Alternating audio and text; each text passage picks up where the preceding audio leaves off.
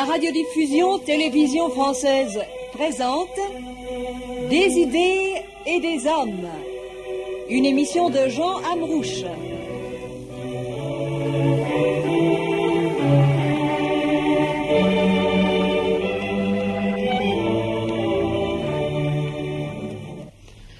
Au cours de cette émission, vous entendrez une présentation du poète mystique arabe Hussein Mansour el-Hallaj par Louis Massignon.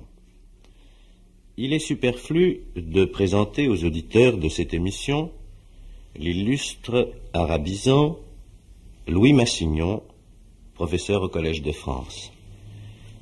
La figure de Louis Massignon est, je dois m'excuser de le dire en face de lui, est l'une des plus éclatantes, l'une des plus profondes de ce temps.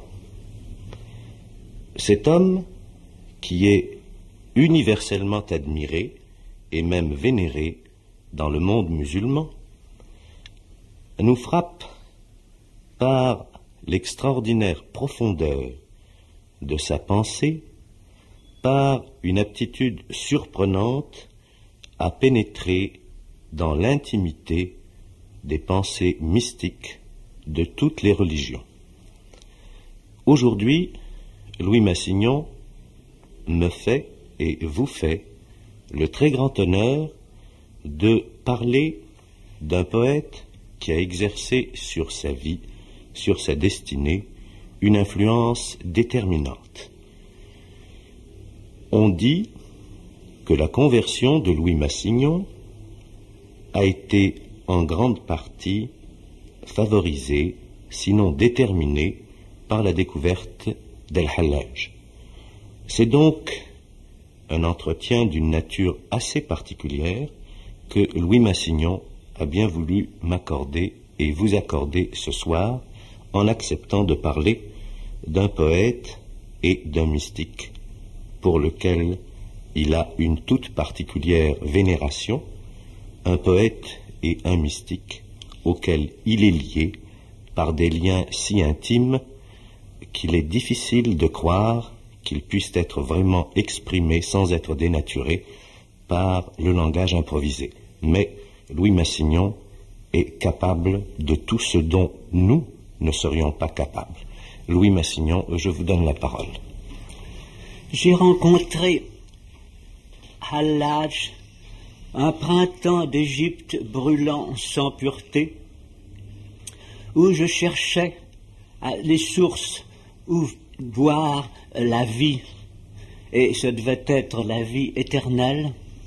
Et un jour, un de mes amis qui pensait à d'autres genres de vie, et qui savait merveilleusement l'arabe, et qui était devenu musulman, me dit: mais vous aimez, vous désirez, si vous voulez croire, vous pensez qu'il faut aussi aimer Dieu. Dieu doit être cru. Une parole immuable. Nous aimons n'importe quoi, nous aimons nos trahisons. L'amour n'est pas fait pour Dieu. Mais néanmoins, il y a un musulman que beaucoup considèrent comme un saint et qui est mort d'amour de Dieu, qui s'est livré au supplice de la croix pour l'amour de Dieu. Et il m'a tendu un livre. Ce livre, c'était en persan, car quoique ce mystique dont nous allons parler est écrit en arabe et n'est probablement pas su le persan, il était né en Perse. Et c'est en Perse qu'on s'est souvenu de lui le plus, de même que c'est en Perse qu'on s'est souvenu le mieux du supplice de celui dont il portait le nom, le petit-fils du prophète, Hussein, tué à Kerbela. Je pense de plus en plus que c'est par sa mère que Hallaj a porté ce prénom de Hussein. C'est la mère qui donne le nom à l'enfant et elle lui donne son destin. Elle le conçoit, elle ne le comprend pas. Hallaj avait donc été surtout célébré par de grands poètes persans, par Hafez et avant par Attar. Le livre que mon ami me présentait était le mémorial des saints de Attar. dans une très belle traduction française de Pavet de Courteil, d'après une traduction ouïghour, ce qui est encore plus cru. Et Pavet de Courteil avait laissé dans le texte ouïghour certaines sentences en arabe, qui m'intéressaient plus puisque c'était un arabisant et qui m'aidaient à comprendre le reste. Et une de ces sentences me frappa comme une flèche. C'était « Rak'atani fil ishqi la yusihhu wuduhuma illa biddam ». Il suffit de 2 prosternations dans la prière légale de l'amour, mais pour qu'elle soit licite, qu'elle soit valide, l'ablution doit en avoir été faite dans le sang. C'est une phrase dure que seuls ceux qui ont vécu au désert, participé à des expéditions incertaines dans des pays de peur et dans des coins de razzia peuvent comprendre. Mais cette phrase dure m'a frappé. Et dans toute mon incrédulité, à ce moment, dans l'infrarationnel de l'imagination qui aide à former, à construire la forme de beauté éternelle de notre vie, j'ai senti qu'il y avait là la pierre fondamentale. Et avec une certaine fantaisie, je me suis dit, ça peut être amusant d'écrire à l'Anatole France cette idée bizarre d'un musulman qui ne croit pas que Dieu soit accessible et qui est mort d'amour pour lui, qui s'est livré à la mort pour l'amour de Dieu, défendant que Dieu doit être aimé. Je ne comprenais pas à ce moment-là toute la doctrine de Hallaj, cet homme qui a vécu, qui est mort en 922 de notre ère à Bagdad après un procès célèbre à la cour du calife, était un homme qui, en même temps, avait été un très grand théologien de la mystique, pas seulement un mystique expérimental, mais comme on l'a dit souvent, Malik Halihi, c'est-à-dire qu'il dominait son extase. Et comme Eckhart, c'est à peu près le seul homme que nous puissions trouver en dehors, et c'est Meister Eckhart. Hallaj avait défini, et il disait que Dieu est l'essentiel désir, et je crois que cela va extrêmement loin, car c'est cela même l'immortalité. Dieu ne peut pas être un rassasiement, mais un désir.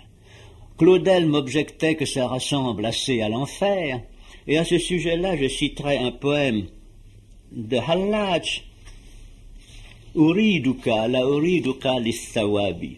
Je te désire, mais je ne te désire pas pour la liesse des élus. Non, mais je te désire pour ma damnation. Tous les biens qui m'étaient nécessaires, oui, je les ai reçus, sauf celui qui ferait exulter mon extase en plein supplice. Vous remarquerez que là, ce n'est pas du tout de la littérature romantique. Ce que Hallaj veut dire, c'est que ce que Dieu donne à ses véritables amants, c'est son essolement, sans sa gloire. Dieu tout esselé, sans ses attributs divins, rien, encore une fois, que d'être là, présent, au fond du cœur. À cet égard, voici un autre poème de Hallaj. Hawaitu bikulli kulla kullika ya qudsi.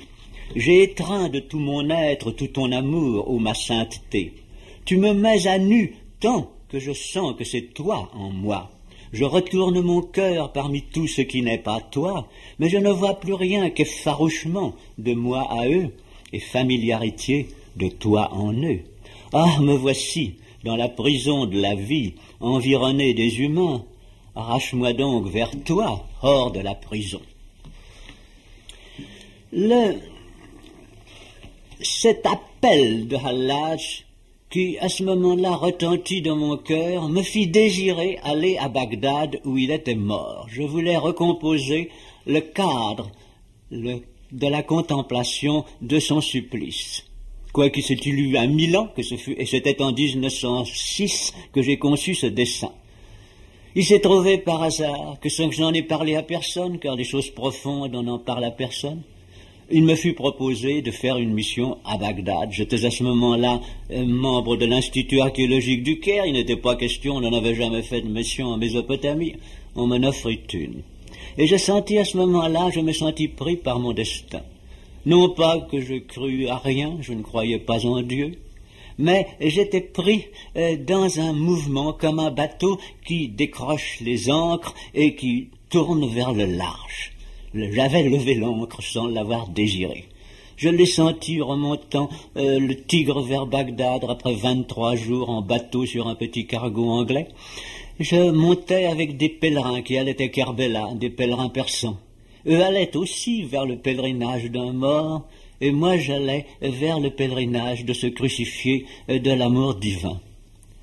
Et il se trouva que, passant devant l'arc de triomphe de Khosroès, je passais, que je reconnus, et qui cette année-là perdit la moitié de sa façade, je me trouvais, c'était l'endroit où la croix avait été placée prisonnière et remportée triomphalement par Héraclius juste avant l'islam, et c'est là que 6 mois plus tard, je me trouvais atteint par Dieu, obligé, dans des circonstances très cruelles, puisque j'étais condamné à mort comme espion, à revoir toute ma vie, car la montrer aux hommes, il n'était pas digne de la comprendre.